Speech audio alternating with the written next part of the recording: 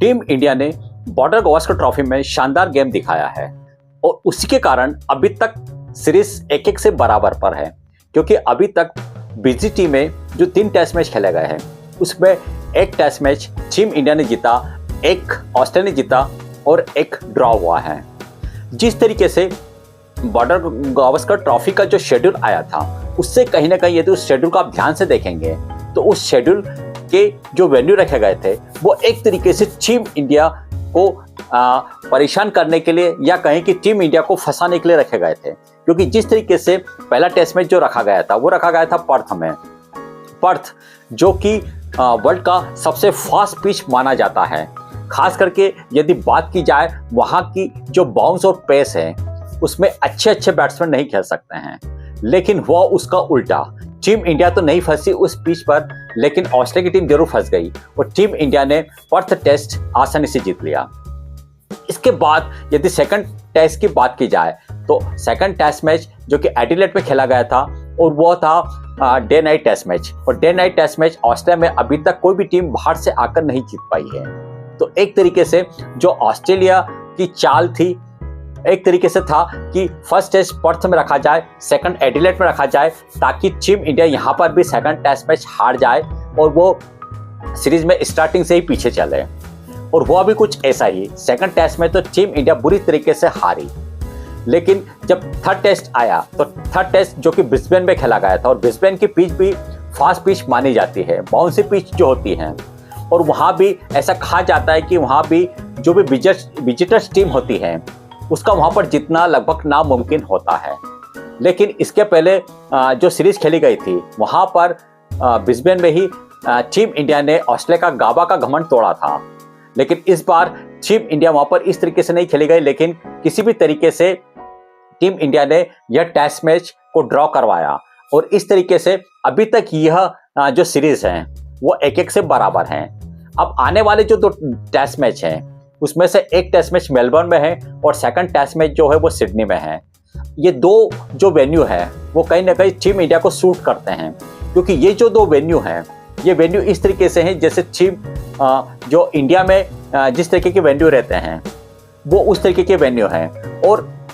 Australia की यदि एक रणनीति थी और रणनीति ये थी कि किसी भी तरीके से टीम इंडिया को पहले बैकफुट पर रखा जाए और स्टार्टिंग के 3 टेस्ट मैच जीता जाए, ताकि 3-0 से आने के बाद टीम इंडिया के हौसले पस्त हो जाए और उनको मेलबर्न और सिडनी में भी आसानी से हराया जा सके। लेकिन हुआ उसका उल्टा और कहीं ना कहीं ये 3 टेस्ट मैच के जो फैसले या जो रिजल्ट आया उसके कारण ऑस्ट्रेलिया की टीम खास करके पैनिक मोड पर है, या कहें कि ऑस्ट्रेलिया की टीम ने पैनिक बटन दबा दिया है, क्योंकि जिस तरीके से ये सीरीज अभी तक चल रही है उससे कहीं ना कहीं ऑस्ट्रेलिया की टीम बुरी तरीके से बौखला गई है। और इसी के लिए उन्होंने जो 2 टेस्ट मैच खेले जाने हैं मेलबर्न में 26 दिसंबर को बॉक्सिंग डे पर टेस्ट मैच स्टार्ट हो रहा 4th का, और 5th टेस्ट की यदि बात की जाए तो वो 3 जनवरी न्यू ईयर पर सिडनी में खेला जाएगा। इन 2 टेस्ट मैचों को लेकर टीम ऑस्ट्रेलिया बड़ी चिंतित नजर आ रही है, इसलिए उन्होंने कुछ बड़े चेंजेस किए हैं। खास करके यदि बात की जाए उनके नए ओपनर मैक्स विनी की, तो मैक्स विनी से जैसा एक तरीके से ऑस्ट्रेलिया को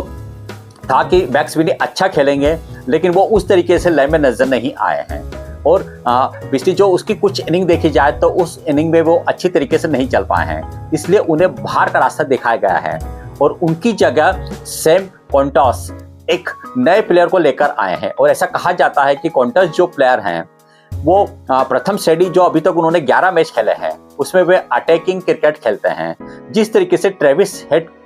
जो गेम खेलते हैं वही कुछ सैम क्वांटस भी खेलते हैं। तो कहीं ना कहीं ऑस्ट्रेलिया चाहती है कि आते से ही टीम इंडिया पर ताबड़तोड़ हमले किए जाए, खास करके बुमराह को असरदार साबित नहीं किया जाए, क्योंकि अभी तक बुमराह ही इस तरीके के बॉलर नजर आए हैं जो कहीं ना कहीं ऑस्ट्रेलिया की बैटिंग की कमर तोड़ रहे हैं। अभी और बात की जाती आगे तो जोश हेजलवुड के नहीं होने से कहीं ना कहीं एक बार फिर ऑस्ट्रेलिया की टीम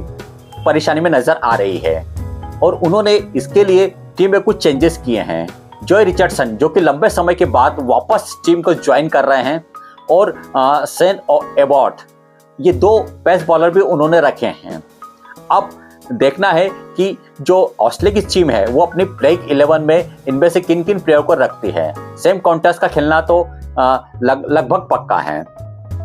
अब यदि जोश हेजलवुड की यदि बात की जाए तो उनकी जगह किस प्लेयर को रखा जाएगा, क्योंकि कहीं ना कहीं यदि मेलबर्न की पिच देखी जाए तो मेलबर्न की पिच फास्ट पिच तो है, लेकिन उस तरीके की फास्ट नहीं है जिस तरीके की पर्थ की जो पिच थी या ब्रिस्बेन की जो पिच है उस तरीके की पिच नहीं है। तो कहीं ना कहीं ऑस्ट्रेलिया को अभी भी लग रहा है कि टीम इंडिया पलटवार नहीं कर दे। और वहीं यदि ब्रिस्बेन टेस्ट को देखा जाए तो ब्रिस्बेन टेस्ट में टीम इंडिया ने जिस तरीके से उसको